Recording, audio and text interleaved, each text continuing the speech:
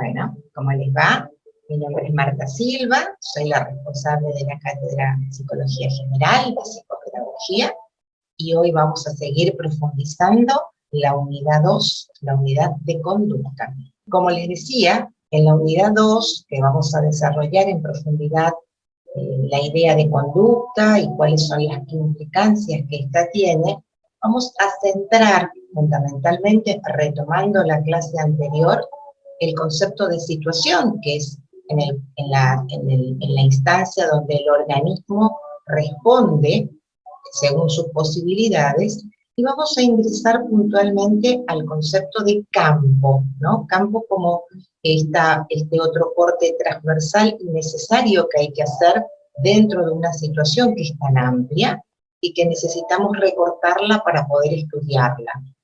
Ese campo, esa conducta, debe ser estudiada y recortada y reconocida en lo que vamos a conocer con el concepto de ámbitos de la conducta.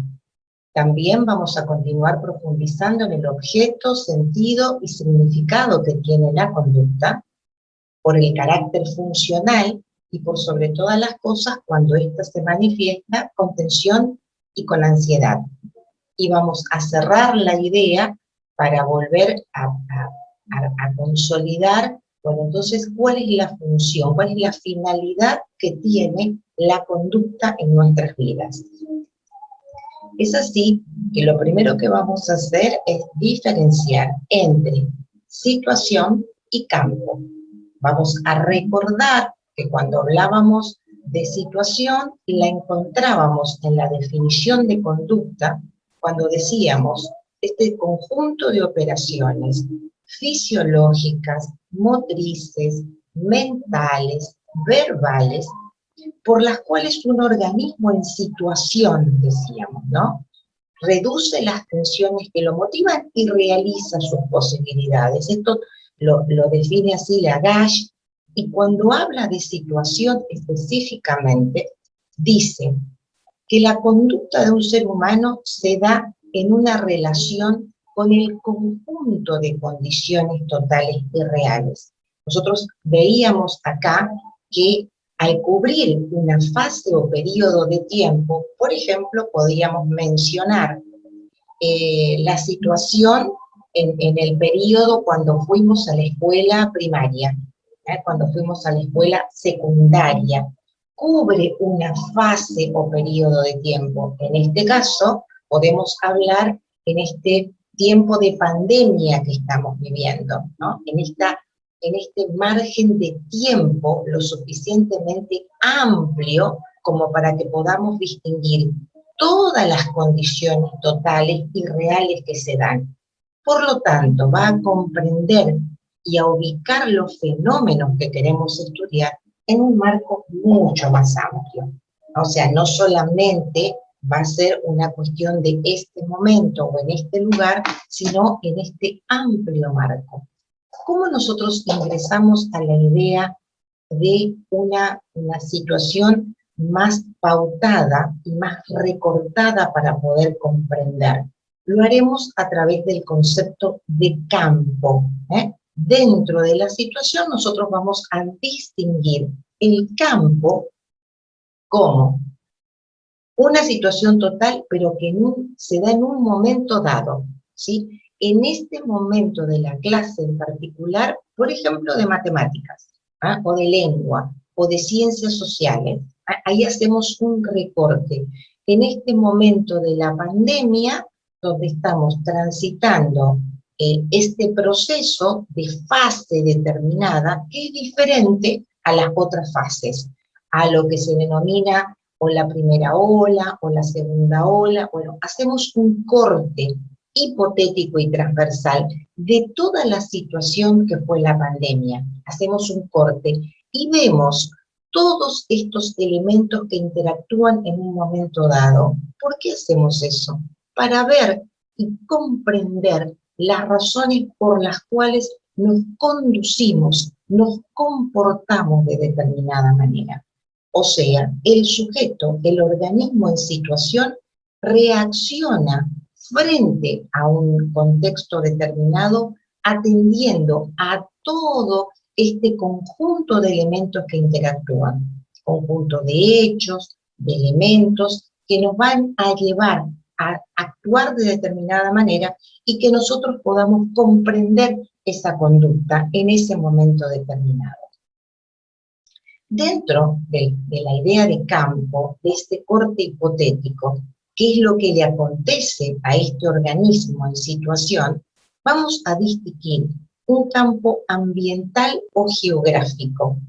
Cada uno de nosotros tiene dentro de este contexto lo que se va a conocer con el nombre de campo ambiental o geográfico. ¿Qué es un campo ambiental o geográfico? Recuerden que estamos ingresando cada vez en cuestiones más finas de la comprensión de lo que en este caso va a ser de situación a campo, de la conducta de un sujeto. El campo ambiental o geográfico está constituido por el conjunto de elementos, condiciones y sucesos, donde se incluye a él, los individuos, tal como puede ser descrito y comprendido objetivamente en su estructura. ¿Esto qué quiere decir? Son elementos que nosotros advertimos, conjunto de hechos, nadie puede dudar que esto sea otra cosa más que una clase, ¿no? Hay una docente, hay estudiantes que están sentados, ubicados de determinada manera, que tienen frente a sí determinados objetos. Todo esto lo vemos como un campo total, ¿no? Y cualquier persona que observa esta situación puede decir, esto es una clase.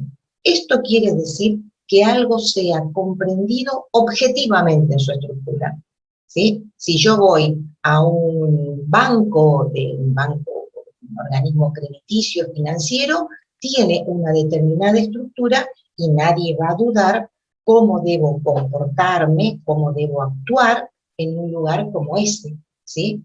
Si voy a la universidad, se espera que yo me comporte, actúe, y yo espero que en ese ámbito existan determinadas organizaciones que nos permitan a todos decir, estoy en la universidad, estoy en la iglesia, estoy en la fila de un banco, estoy haciendo un trámite, ¿no? Hay situaciones que están objetivamente ya plasmadas que a cualquiera nos permite ver esta situación de la misma manera.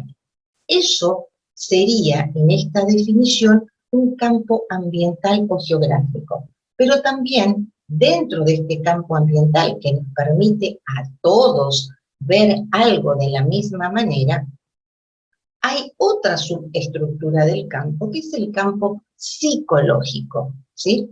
Y acá ya vamos a ver qué es la configuración o estructura particular que para el sujeto o para el grupo tiene en un momento dado el campo ambiental o geográfico. El campo psicológico aparece en realidad implicado en la conducta misma. ¿Esto qué quiere decir?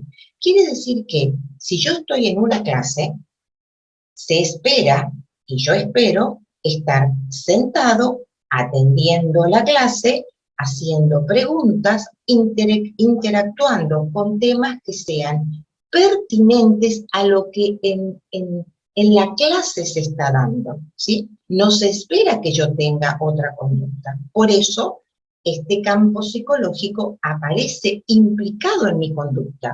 Yo estoy sentada, escuchando la clase, tomando apuntes, preguntándole al docente algo. No se espera que yo, por ejemplo, actúe como si estuviese en una confitería, o que yo estuviese con un grupo de amigos que hace mucho tiempo no veo. Hay en este campo un campo de conciencia, un campo psicológico, donde se espera que yo actúe así. Si yo no lo hago de esa manera, es donde aparece lo que se va a conocer como disociación, ¿no? Como aquello que no se entiende. Por ejemplo, acá veríamos un comportamiento, una conducta de una estudiante que actúa de un modo disociado de lo que se espera que haga en clases, ¿no? Fíjense cómo los compañeros a su alrededor reaccionan de diferente manera y reaccionan con asombro frente a lo que alguien hace, porque nadie espera que en una clase una persona en particular se ponga a gritar, ¿sí? Esto no es lo esperable. Lo esperable es lo que veíamos hoy, que todos estén sentados escuchando y alguien esté hablando, ¿no? Eso es lo que se espera.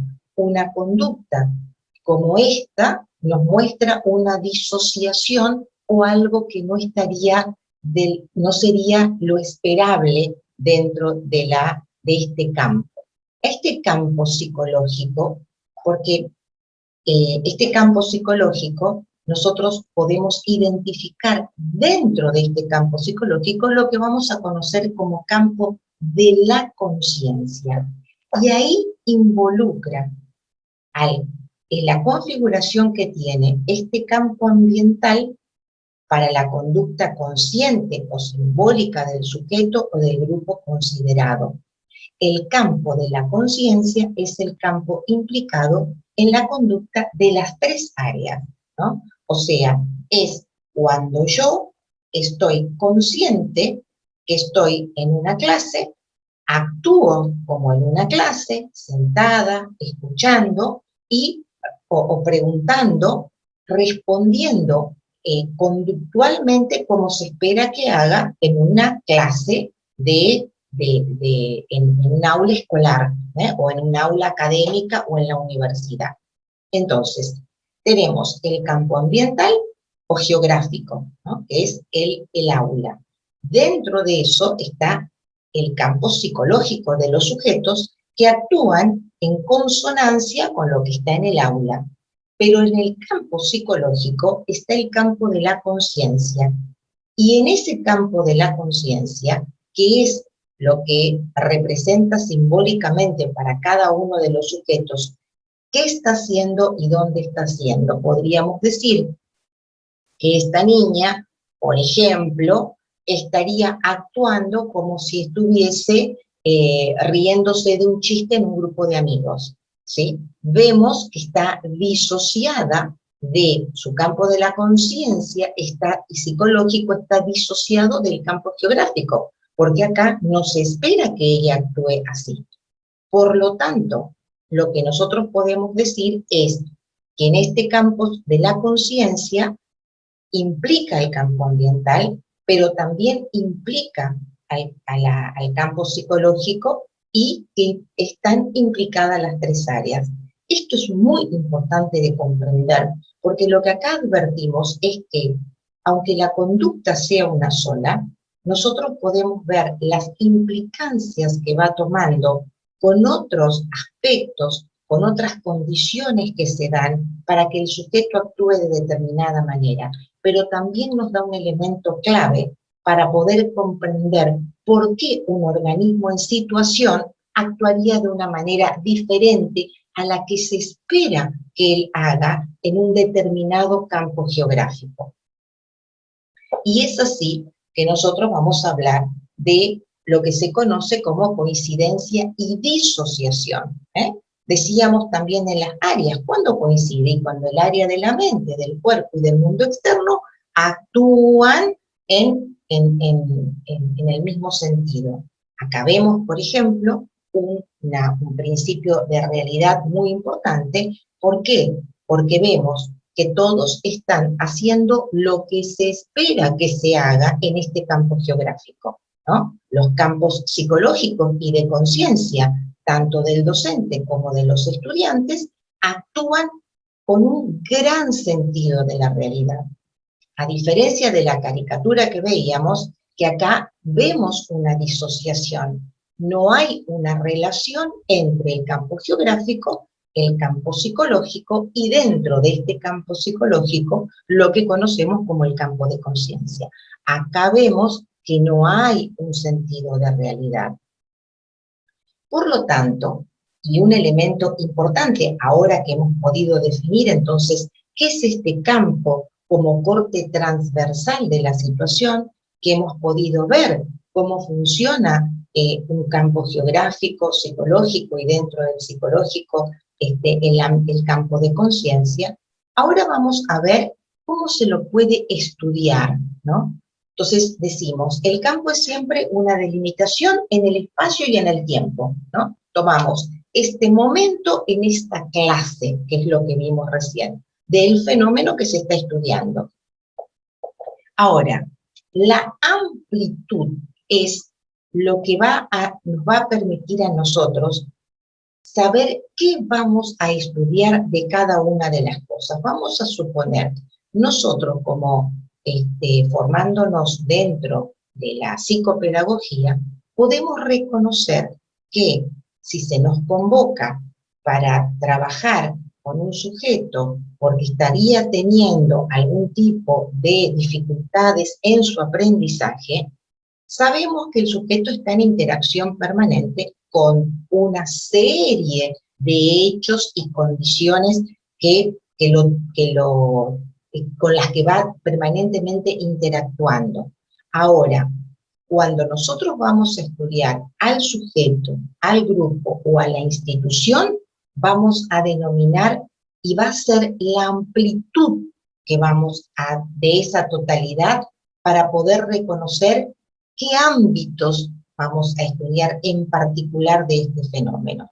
Por eso es que vamos a reconocer, y en este caso estos son de alguna manera la elipsis concéntrica. A sería el ámbito psicosocial, B sería el sociodinámico, C sería el institucional y el D sería el comunitario. Nosotros vamos a profundizar o vamos a mencionar en este caso los ámbitos psicosocial, sociodinámico e institucional para poder comprender la amplitud con la que nos vamos a acercar al fenómeno que vamos a estudiar. Es así que en el ámbito psicosocial, cuando hablamos de ámbito psicosocial, vamos a hablar de la relación que se centra en el sujeto, pero no desconocemos lo que está pasando a su alrededor. Por eso nosotros podemos ver a su alrededor una serie de personas que no podemos dejar de mencionar porque son importantes para la constitución de este sujeto, ¿sí? Por lo tanto, si bien incluye a un solo individuo, que es estudiado en sí mismo autónomamente, es el encuadre adoptado por todo el conjunto de la psicología tradicional. Es el estudio de un individuo a través de todos sus vínculos o relaciones interpersonales. Por eso decimos que cuando hablamos del ámbito psicosocial, hablamos del sujeto en particular, pero no desconocemos el resto de relaciones que lo involucran, ¿sí? Entonces, la primera división del ámbito va a ser el ámbito psicosocial. La segunda va a ser el ámbito sociodinámico. ¿De qué hablamos en el ámbito sociodinámico? Acá está centrado en el grupo, pero tomamos al grupo como una unidad. Por ejemplo, que la seño de cuarto nos diga, este grupo tiene dificultades para comprender tal situación o para trabajar en equipo o para trabajar en grupo. Ahí nosotros ingresamos a estudiar al grupo como unidad, a ver qué le acontece a este grupo en particular para que actúe de determinada manera.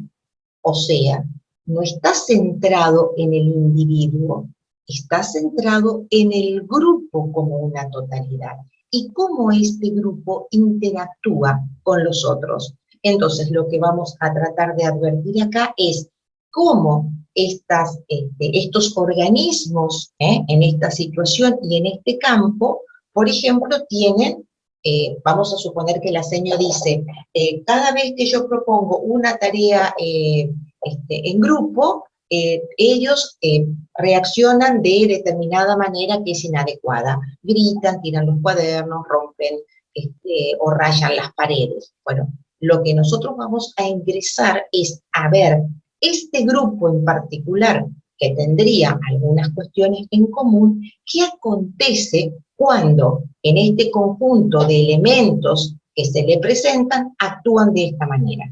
A eso vamos a llamar el ámbito sociodinámico. Entonces, la unidad, lo que vamos a estudiar es el grupo.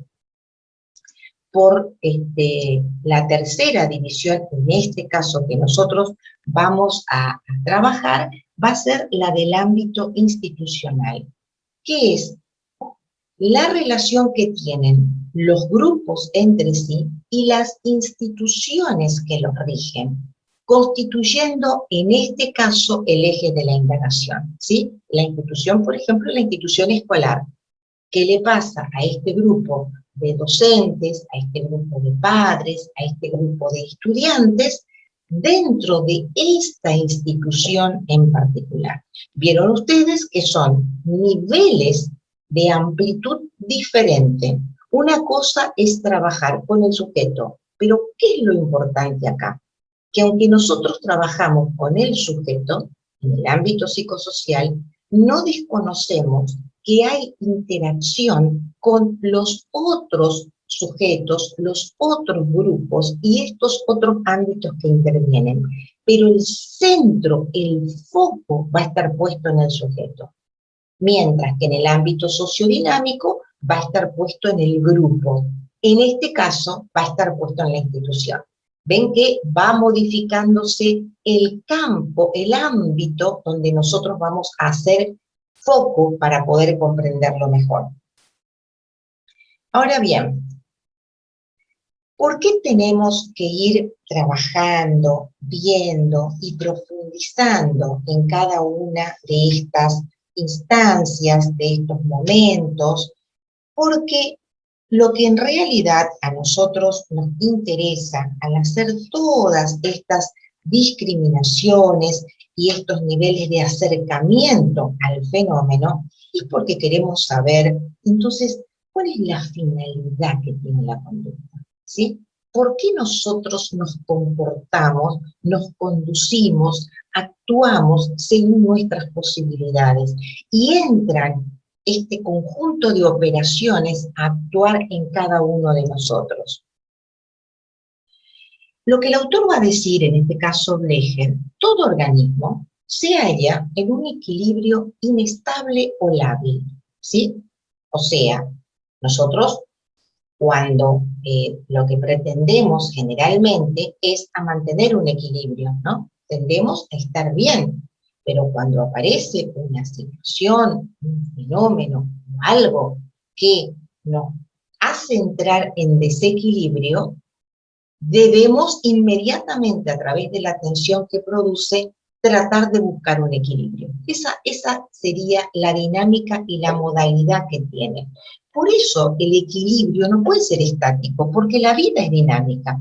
Las situaciones, los hechos que nos acontecen, tienen una gran influencia y una gran injerencia en nosotros. Por lo tanto, nosotros no podemos siempre actuar de la misma manera, ni ese equilibrio que sentimos en algún momento va a ser estático, ¿no? Cada cambio, cada nueva experiencia, en este caso el cursado de esta materia, la universidad, todos estos cambios que ustedes están sintiendo en este momento, ¿qué va a hacer? Va a poner en tensión el organismo y va a hacer que éste trate de equilibrarse. Cada uno según sus posibilidades. Entonces, el organismo tiende a mantener el equilibrio. Y si no, va a tender a recuperar si lo perdió. Pero las modificaciones que van a producirse en cada uno de nosotros para poder lograr ese equilibrio y lograr esa finalidad va a constituir la conducta del organismo. Esto también ocurre a nivel psicológico, o sea, esta modificación nos modifica en todos nuestros aspectos. Eso es lo que hay que entender. esta conducta tomada como este todo, este organismo que responde y reacciona como un todo. Ahora bien, nosotros decimos que el organismo entra en tensión, ¿sí? Existe un desequilibrio, una falta de homeostasis, hay inestabilidad, una labilidad. ¿Cuándo hay tensión? La tensión aparece cuando algo que nos desorganizó no fue totalmente superado, no hemos podido encontrar algo que lo estabilice y algo que nos pueda intentar hacer lograr ese nuevo equilibrio. Esta tensión es una cualidad del campo como del organismo y puede o no ser subjetivamente percibida. Eso quiere decir que el organismo puede no percibir que hay una tensión. Entonces, ¿cuándo aparece la tensión? Cuando algo que debió haber sido organizado para superar esa situación de malestar no apareció. Ahora, esta tensión es una cualidad, es una característica que tiene el organismo. Ahora bien, puede o no puede ser percibido. Esta tensión produce ansiedad. ¿Cuándo hay ansiedad? Cuando esa desorganización, ¿no? Esa tensión que se produce en el sujeto, se estudia en el campo, se estudia en el sujeto, la llamamos ansiedad, porque es una tensión como conducta. La ansiedad es una conducta. La ansiedad es una conducta desordenada que tiende a organizarse. Entonces, la ansiedad es un estado de tensión y se estudia en el sujeto. Es tanto tensión como conducta. Por eso vamos a decir que la ansiedad es una conducta. ¿Qué tipo de conducta? Desordenada. ¿Qué nos hace la ansiedad? Pretende que nosotros la advirtamos ¿para qué? Para que nos podamos organizar y poder superar esa situación. Ahora bien, esa tensión, esa desorganización puede aparecer en las tres áreas, ¿no? Que habíamos visto, el área de la mente, el área del cuerpo y el área del mundo externo. Y tiene nombres particulares cuando aparece en cada una de ellas. Decimos que cuando aparece en el área de la mente, ahí la denominamos ansiedad. La persona se presenta confundida, se presenta con el pensamiento, con ideas, agobiada por una cantidad de cosas que tiene una presencia mucho más fuerte y predominante en lo que nosotros denominamos área de la mente, ¿no? Esta señora, por ejemplo, que está tan preocupada con el bebé, con el dinero, con las cuentas, ¿no? O sea, está en lo que nosotros podríamos decir con una tensión en el área de la mente. ¿Cómo se llama cuando aparece esta tensión en el área de la mente? Ansiedad. ¿Sí? Recuerden ustedes que siempre hablamos que una desorganización se presenta como una tensión y que la ansiedad es una conducta.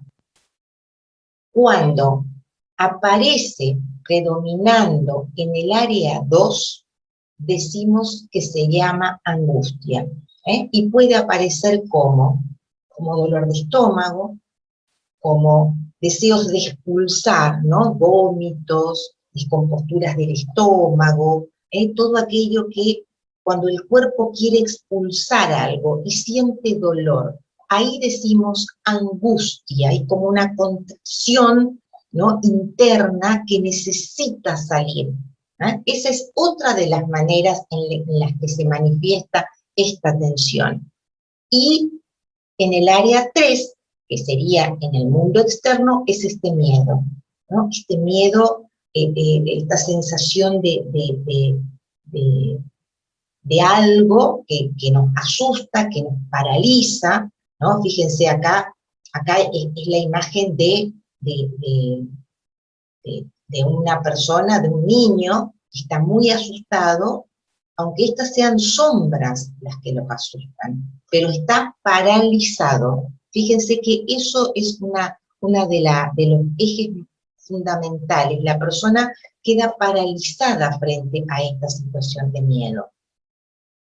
Por lo tanto, cuando esta tensión se produce, cuando nos genera en el área de la mente angustia, ansiedad, en el área del cuerpo angustia y en el área del mundo externo, miedo, ¿cuál va a ser la finalidad de la conducta? Frente a esa desorganización que nos aparece, la tendencia va a tener que ser lograr un equilibrio.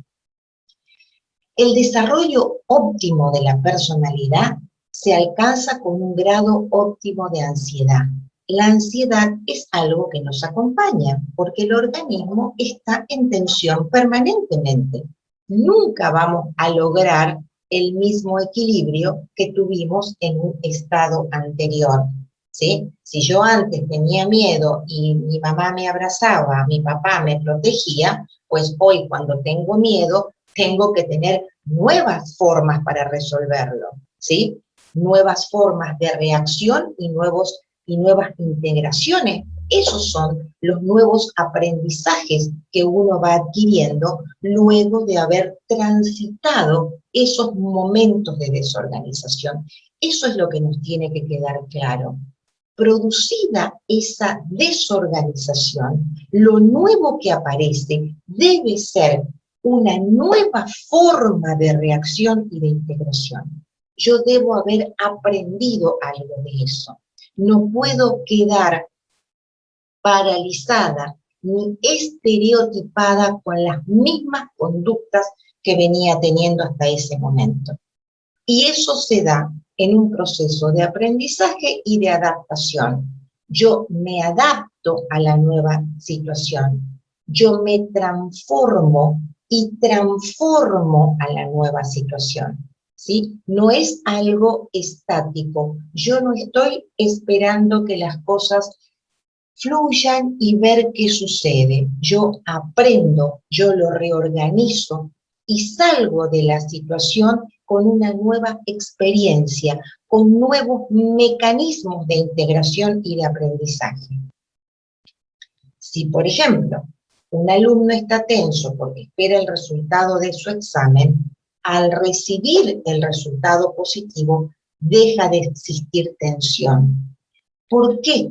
No es la tensión del bebé, por ejemplo, que hace una descarga de tensión con un llanto, ¿no? O sea, se larga a llorar porque hay una descarga de tensión. Acá nosotros lo que hacemos cuando una situación de tensión con las características que veníamos mencionando se resuelve y se resuelve con un grado óptimo y saludable, nosotros cambiamos de organización, cambiamos de estructura, tenemos más recursos para poder resolver y para poder pensar en nuevas formas de realizarlo. Por lo tanto, esto nos va a habilitar a que la finalidad de la conducta sea la de resolver tensiones según las experiencias que cada uno de nosotros tiene. Eso quiere decir, no todos vamos a reaccionar de la misma manera y todos debemos tratar de encontrar nuevas formas de aprender para que nos podamos organizar y resolver las nuevas situaciones de modo óptimo, ¿sí?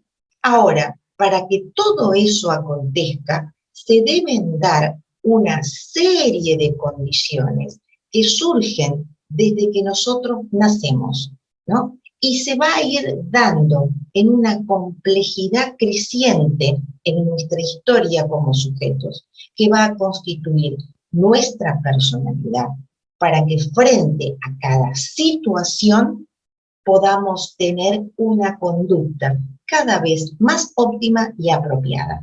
Así que en la próxima clase vamos a ver cómo funciona, cómo se constituye, cómo nos constituimos en estos sujetos en ese proceso desde nuestro momento desde la concepción, podríamos decir, hasta nuestro momento actual.